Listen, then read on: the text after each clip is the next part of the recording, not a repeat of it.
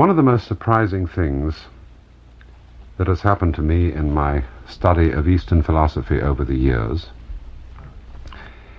is to find that as I thought I was studying something that at first seemed wholly foreign to the Western world, at the same time I discovered all kinds of relatively new forms of thought and exploration of man's consciousness arising indigenously within the Western world, which in various ways paralleled the approaches of Eastern philosophy to the problems of human life. Maybe this is related to the curious problem of what is called simultaneous discovery in science, about which some years ago the British biophysicist L.L. White wrote an article in Harper's Magazine, showing how, for example, apparently quite independent investigators in various parts of the world engaged in scientific research hit upon discoveries at the same time. And of course, in the scientific world, this is usually explained by reference to what is called the state of the field. In other words, if in a given field of science, say a certain department of physics, knowledge has advanced to a certain state, a certain level, and all the workers in this field are familiar with this knowledge through the journals and other sources of information, then because they possess information in common, they are liable to hit upon the next step in several places at once. And so you get simultaneous discovery of new things. However, in some ways, the same thing has happened between East and West. That is to say, that at the same time that the West became aware of Oriental culture, it of itself apparently developed forms of thought and forms of insight very closely paralleling things that had existed long before in the Asian world. And the interesting thing is that these were in many cases developed by people who had no direct knowledge or contact with literature about Asia. And in this way there seems to be a dissimilarity between what has happened in this case and what happens in the sciences. The apparently anti-metaphysical and even anti-religious trends of what is called scientific empiricism and sometimes logical positivism,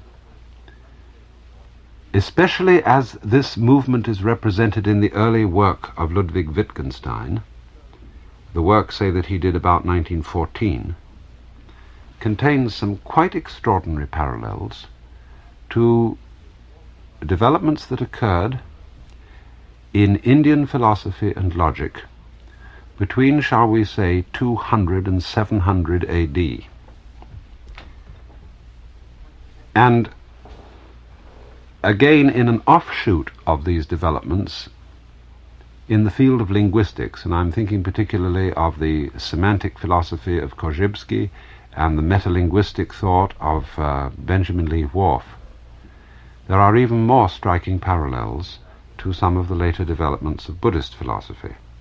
In other words, the insistence on the distinction between the actual physical world and the forms of words, that is to say, of linguistic symbolism, grammar, and logic, that one must recognize that these two things are in a way distinct, and that you mustn't confuse the order of words with the order of reality. You must quite keep clear the distinction, as Korzybski used to say, between the map and the territory. Well, that's one development in the West, strikingly parallel to ideas that have been strongly influential in the East.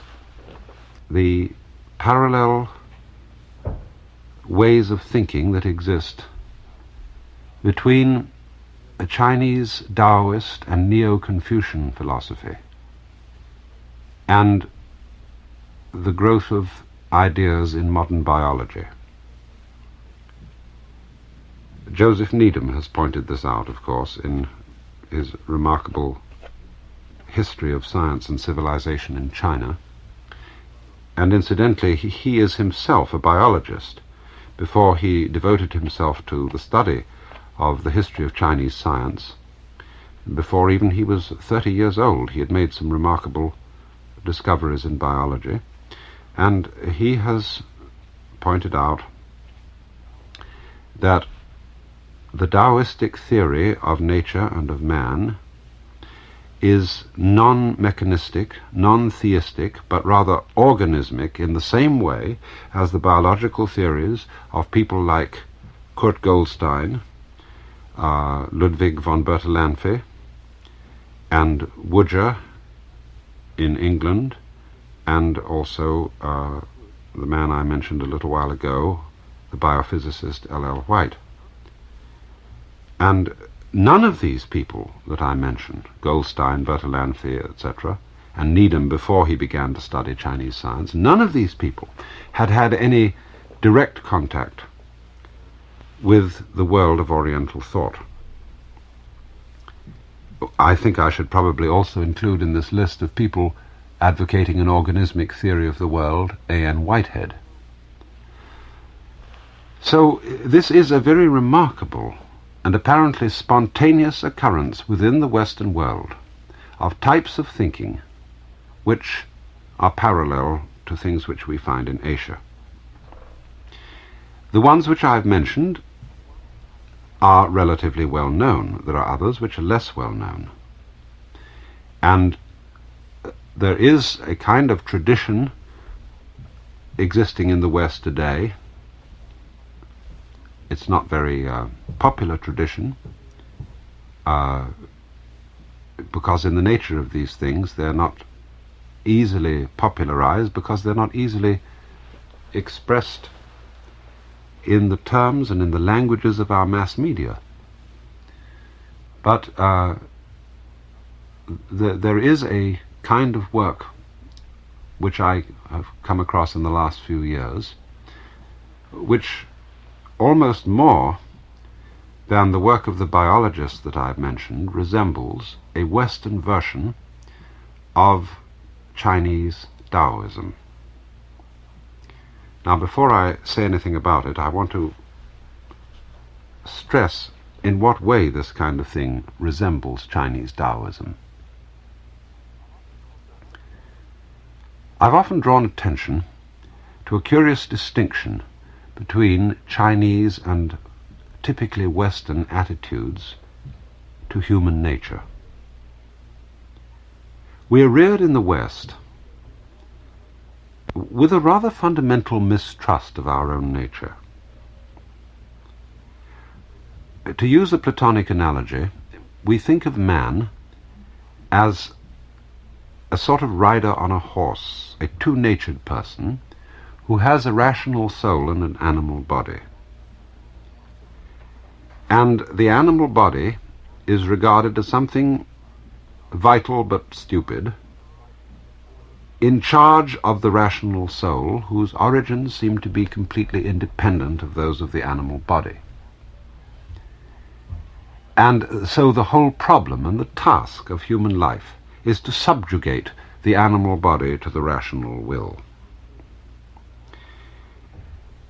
And I, again, have often drawn attention to the way in which this theory of man has persisted into the whole climate of opinion of modern science. Even though, paradoxically enough, the basic philosophy of modern science, especially the behavioral sciences, is naturalistic. That is to say, it does not admit of there being two quite separate worlds, the natural and the supernatural, but one world, at least ideally describable in one language, simply the world of nature. Although that has been admitted theoretically, in practice, the naturalistic scientist tends to be a person who doesn't trust the natural order at all, but a person who still carries over in a sort of unconscious and habitual way the old Judeo-Christian mistrust of man's animal nature as a province of the world preempted, at any rate temporarily, by the devil. Now, therefore, it is somewhat alien to the West and to Western traditions of thought to see any sanity in putting trust in the wisdom of one's own animal nature. Now, of course, there were tendencies in this direction that arose in the 18th century and strengthened in the 19th century in what we call philosophy of nature and later the Romantic movement in literature. But these, say, were associated with the work of Rousseau, for example, with his philosophy of the noble savage, the idea that man was by nature free, and as a result of the superimpositions of artificial social structures has been found everywhere in chains. And there are certain elements in this romantic philosophy of nature that nowadays we are apt to regard as sentimental. But nevertheless, we are, I think, beginning to come to a point of view whereby we must recognize that although human nature is not something which, if, as it were not interfered with, would be entirely good, which is, I think, roughly the romantic point of view, but rather to say something like this: the human nature, as we find it, is an interplay, a balance of good and evil, of positive and negative, and that sanity consists in respecting this balance. See, this is not a sentimental point of view. It does not ignore the fact, for example, that we live by destroying other organisms, that there is inevitable conflict in life in its natural state, but that this conflict is something which subserves a higher kind of harmony, and therefore has to be trusted, or rather has to be supported, accepted, and contained, and that sanity consists fundamentally in this. Now then, on the basis of this sort of attitude to human nature, there has been developed a kind of movement in the West. You could hardly call it a movement in any organized sense, which seems to have originated in Germany. Some years ago in Germany, there was a woman called Elsa Gindler, and she happened to have a serious case of tuberculosis. Her doctors told her that at that time, many years ago, she died at the age of 70, about 2 or 3 years ago, that she was a hopeless case. There was nothing further they could do for her, and that she may as well get ready for the end. She therefore betook herself, I think, to the Black Forest, and found herself a quiet little hut where she could live in the forest alone. And she said, if this disease came by itself, it can go by itself. And she decided to make an experiment, that she would become as vividly aware as she could of all the subtle motions that were going on inside her body, all the subtle little feelings that she had, and she would respond to them. And so, in the quiet of the forest, she became silent and very, very responsive to everything that was going on within her, in the kind of inner life of her organism. And by doing this, after about a year had passed, she found herself recovered from the disease. And this so fascinated her that she explored further the promptings of her own nature and explored ways of teaching it to other people, and eventually developed a kind of system of instructing others in this art. But nobody was ever able to think up a kind of label or name for what this art is. Of course, the Chinese would say this is the art of Taoism. This is the art that is called in Chinese Wu Wei, or non-interference with the Tao, that is to say, with the course of nature. But you see, in describing the way that Elsa Gindler went about this, you can see at once that non-interference is a highly difficult thing requiring a great deal of intelligence. You have to be patient, you have to be intelligent, you have to be sensitive in order to respond to these subtle promptings of the organism itself. A number of people who were students of Elsa Gindler's came to the United States and have, in various differing ways, in accordance with their own particular personalities and approaches and styles, shall we say, have taught this kind of method. I think particularly, for example, of Charlotte Selver, who works in New York, who also was a student of Elsa Gindler. I've been looking at an article she wrote some time ago in the bulletin of the General Semantics people, in which she describes this kind of work. It's so fascinating because a work of this kind escapes all classification, which is in itself a mark of some kind of distinction. See, everything in this world has to be classified. People want to label you. They want to say, oh, you're a Catholic, or you're a Republican, or you're a Buddhist, or you're a beatnik, or you're a Zenist, or you're a psychoanalyst, or whatever it may be, because they feel that when they can put a label on you, they've sort of dismissed you. They know where you are. They know what pigeonhole you're in, and you can't cause them any trouble.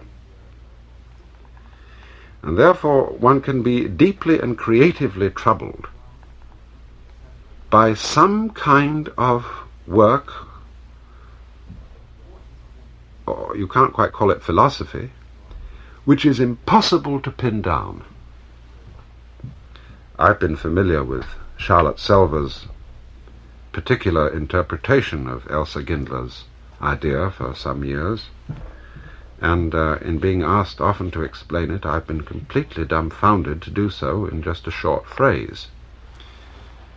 It isn't physical education, it isn't rhythmic studies, it isn't dance, it isn't relaxation, it isn't body culture or anything of that kind.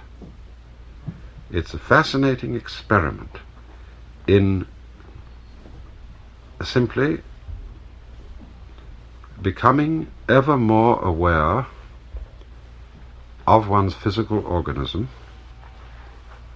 and learning to trust it and learning to become in accord consciously with what it wants to do, and that wish or that want is ordinarily unconscious.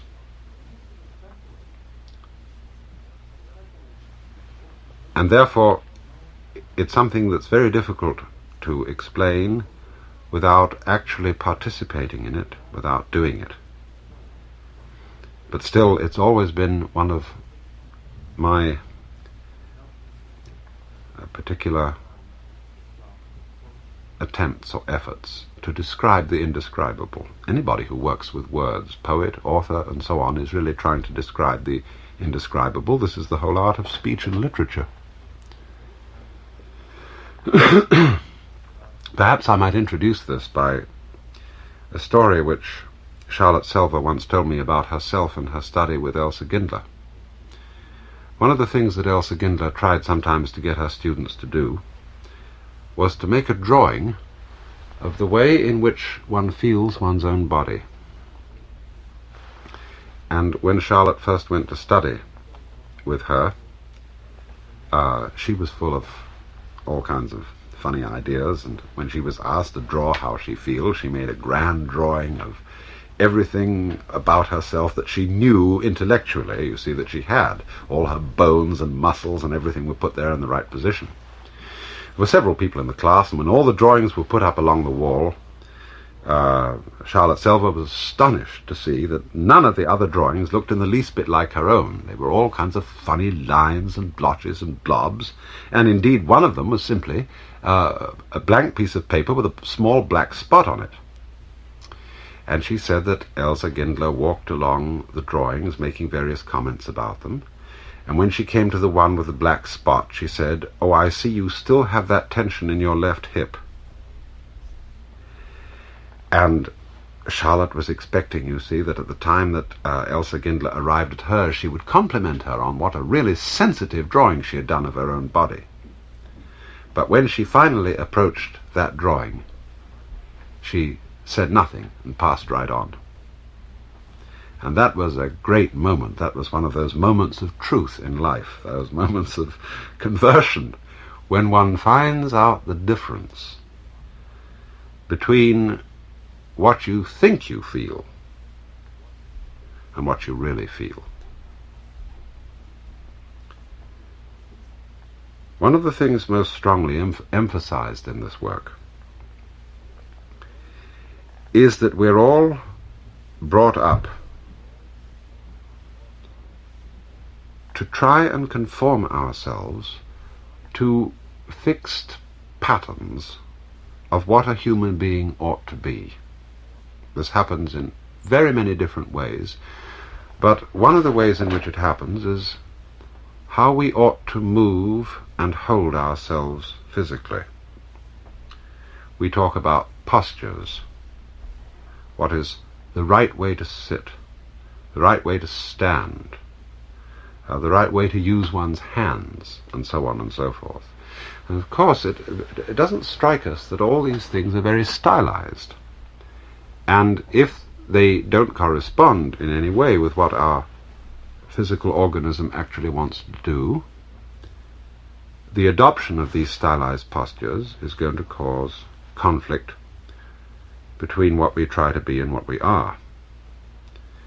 And since what we try to be has really no special virtue about it, a lot of the postures that we adopt have no particular sense to them at all. They're sort of social rituals. I want to quote from Charlotte Selver's article in the General Semantics Bulletin, a little story.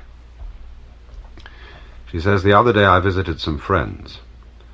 Among the guests there was a couple with their daughter, a little girl of 8, a thoughtful and very graceful child. While we were talking, the little girl played in the garden. I had the pleasure of watching her through the window. Then she came upstairs and sat down, one leg hanging down, the other one on the couch. Mother said, 'But Helen, how do you sit? Take your leg off the couch. A girl never should sit like that.' The little girl took her leg down, on which occasion her skirt flew high above her knees. The mother, 'Helen, pull your skirt down. One can see everything.' The child blushed, looked down on herself and pulled her skirt down, but asked, 'Why? What is wrong?' The mother looked at her quite shocked and said, 'One doesn't do that.' By this time the atmosphere in the room was completely uncomfortable. The little girl not only had her legs down, but had them pressed against each other. Her shoulders had gone up, and she held her arms tight against her little body. This went on until she couldn't stand it any longer. She suddenly stretched herself and yawned heartily. Again a storm of indignation from her mother. By now, this all lasted about 10 minutes, the child had changed completely. Her gracefulness had turned into awkwardness. All her motions were stilled. Her little body was tense. She hardly seemed to be alive anymore. what will happen to this child. She will hold her unhappy pose for a few minutes before she shakes it off. The next time her mother will admonish her, she will hold it a few minutes longer, and so on, each time a little longer, until at last she will have repressed her naturalness so deeply that she will have forgotten it. The mother will then have reached her goal. She will have educated her to be socially acceptable. As a human being, the child will be greatly inhibited, because as the mother will chain her in this direction, she will chain her in 1,000 other directions. End of quote. And so you see, it isn't simply in the social conditioning of the child is not simply a matter of training children in the fundamental conventions of moral behavior, which perhaps are artificial, but certainly are necessary for some sort of social cohesion and agreement. But the training of children in all kinds of weird symbolic attitudes which are held to be proper and nice and ritualistically decent, which produces in all of us a state of chronic psychophysical strain and discomfort, which after a while becomes unconscious. We fail to notice it, but it underlies our ulcers and our irritations and our frustrations, which eventually build up into our vast and appalling political idiocies. It's very difficult to get people to recover from this, because you see, in trying to come back to themselves, to come back to a unity and harmony with their own organisms, they still have the cast of mind, the tendency to look to authority of some kind to tell them what they ought to be. And Charlotte Selver has often told me that people who come to work with her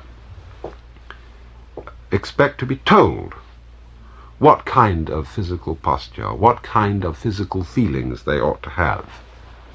She says they want to know how to move, how to stand, how to sit. Or, in order to be exercised, they're quite astonished at first when they're invited to become more restful, to give up the doing, so that they can listen better to what their body has to tell them. We need quiet for self-experience, quiet and awakeness. We need permissiveness, too, to all the subtle changes which may be needed. But we ask, therefore, what can one feel of one's own organism? What of happenings within? Not what one knows of one's body, or what one thinks about it, or believes somebody else expects one to feel of it, but what one actually senses, no matter what comes to the fore. But this is difficult, of course, because we expect that we are supposed to conform to a pattern, and that there is somebody who knows what we ideally ought to be, ought to feel.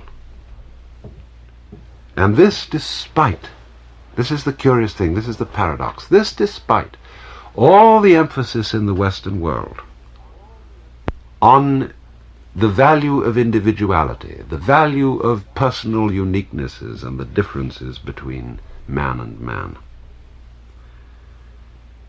Isn't it strange that to fulfill this great ideal, this democratic, personalistic ideal of the Western world, it seems to be very necessary for us to learn from the East and from things like the East, to learn from the very great differences which exist between one individual physical organism and another, to trust what Charlotte Selver and Elsa Gindler used to call one's own inner.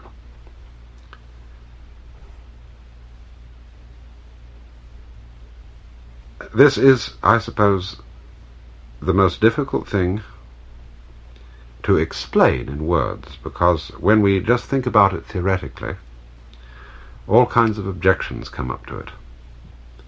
And we think that there can only be sanity, only order in society by holding a club over ourselves as if we were naturally, organically and physically little monsters. Really, there is no monstrousness in nature like the monstrousness of man. We talk about the violent life of the ocean's depths, of the way the fishes eat each other and live in perpetual conflict. At least the fishes stay in the ocean and don't come up and attack the birds and the mammals and the people on the dry land. But nobody is safe from man. Radioactive fish in the Pacific, birds bewildered by turmoil in the skies, insects ravaged and upset in their balances. This is not a condemnation of human intelligence, but an appeal to human intelligence to be both intelligent and sensitive, to be temporarily at least silent before the subtle movements of nature, to study them better, and to work with the grain of the world instead of against it.